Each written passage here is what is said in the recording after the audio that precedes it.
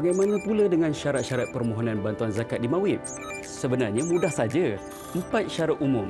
Yang pertama, beragama Islam. Yang kedua, warga negara Malaysia. Yang ketiga, menetap di wilayah persekutuan sekurang-kurangnya 1 tahun dan masih lagi menetap. Dan yang keempat, tertakluk kepada had kifayah. Had kifayah, apa maksudnya?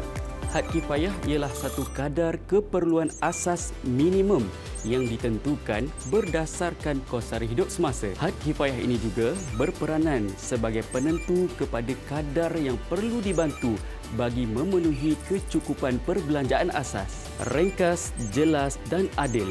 Itulah tujuan agihan zakat, supaya mereka yang layak benar-benar terbela.